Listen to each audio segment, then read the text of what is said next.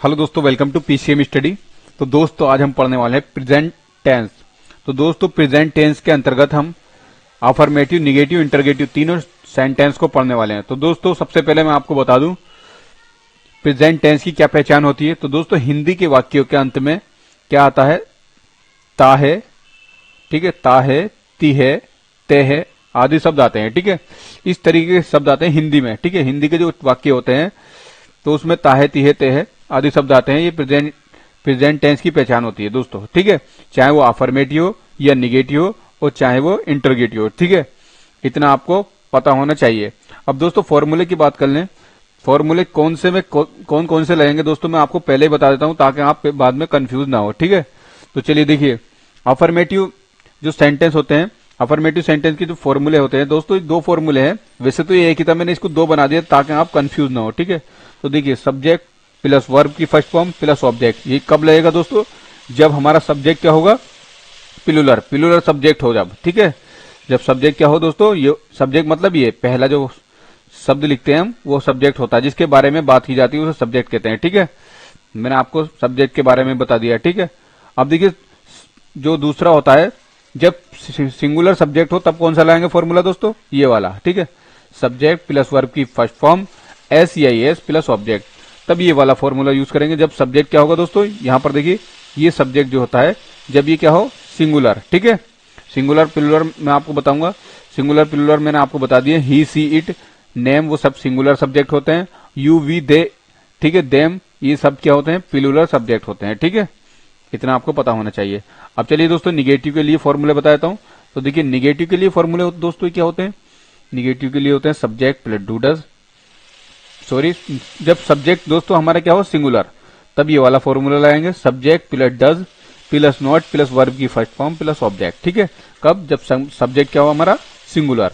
अब देखिए, जब हमारा सब्जेक्ट क्या हो दोस्तों? पिलुलर हो। ठीक है, पिलुलर हो तो तब ये वाला फॉर्मूला लगाएंगे। ठीक है, subject plus do not plus verb की फर्स्ट फॉर्म प्लस ऑब्जेक्ट। ठीक है, इतना आपको पता होना चाहिए। अब देखिए, इंटरगेटिव के लिए जो फॉर्मूला है वो ये फॉर्मूले हैं।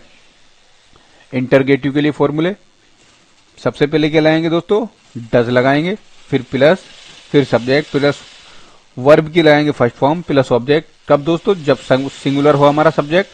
सब्जेक्ट कब क्या हो हमारा? सिंगुलर। सब्जेक्ट मतलब ये वाला। ठीक है, सब्जेक्ट हमारा क्या हो? सिंगुलर हो।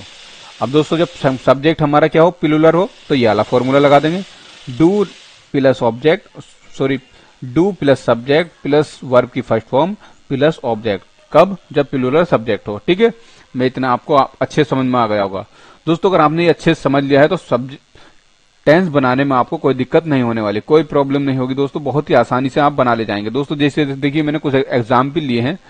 जैसे मैं जाता हूं, मैं जाता हूं क्या क्या हो गया दोस्तों?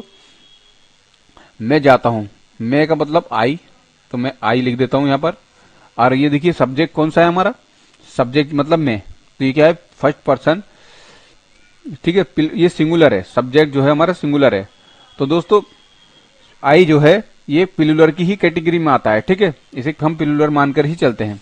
तो ये हमारा कौन सा फॉर्मूला लेगा दोस्तों? देखिए दूसरा वाला फॉर्मूला, क्योंकि अफर्मेटिव को देखिए मैंने तीन तीन फॉर्मूले को टेंस लिए। देखिए सेम टेंस से, ये 1, ये 2, ये 3, ये तीन टेंस है। इसी को मैंने अफर्मेटिव, निगेटिव, इंटरगेटिव में इधर भी बना दिया है। देखिए ये तीन है।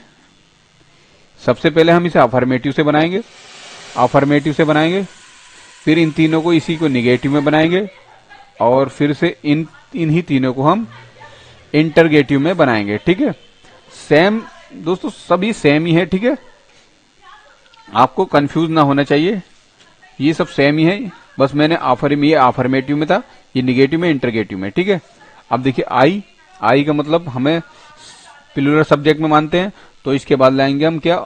वर्ब की फर्स्ट फॉर्म। तो वर्ब की फर्स्ट फॉर्म क्या है दोस्तों हमारी? जाता, जाता की मतलब गो, आई गो, मैं जाता हूं। ठीक है, आई गो, मैं जाता हूं।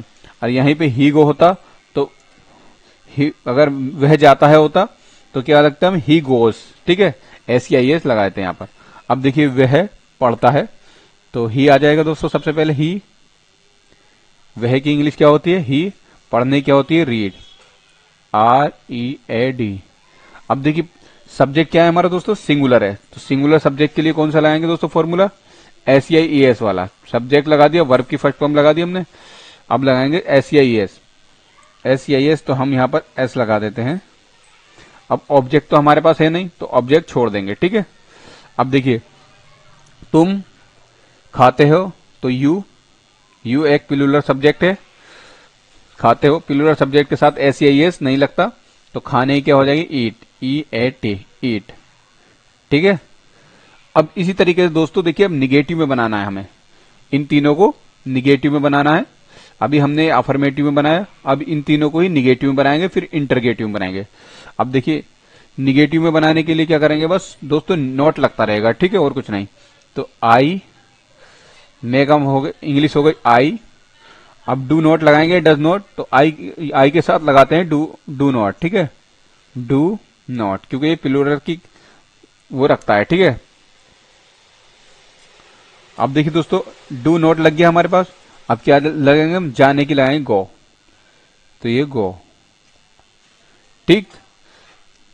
अब क्या करेंगे दोस्तों, दूसरा, वह नहीं पढ़ता है, तो ही एक सिंगुलर सब्जेक्ट है, तो ही डज नॉट, और पढ़ने की आ जाएगी रीड, READ, ठीक है दोस्तों। अब देखिए दोस्तों, तुम नहीं खाते हो, तो यू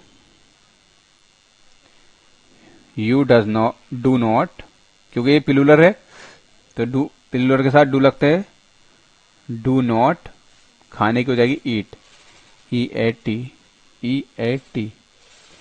अब दोस्तों देखिए, जब निगेटिव होता है तब सिंगुलर हो या प्लूरल SEIS नहीं लगाते, ये आपको पता होना चाहिए, ठीक है। अब देखिए दोस्तों, इसी तरीके से हम इंटरगेटिव को बनाएंगे। इंटरगेटिव को बनाने के लिए क्या करेंगे, सबसे पहले डू या डज लगाएंगे, तो सब्जेक्ट को देख लेते हैं, सिंगुलर है प्लूरल, तो प्लूरल है तो डू लगाएंगे, ठीक है। अब सब्जेक्ट क्या है, आई, सब्जेक्ट क्या है, आई, डू आई, जाने की हो जाएगी गो। अब देखिए दोस्तों, यहां पर प्रश्नवाचक चिन्ह लगाना अवश्य है, जरूरी है, ठीक है।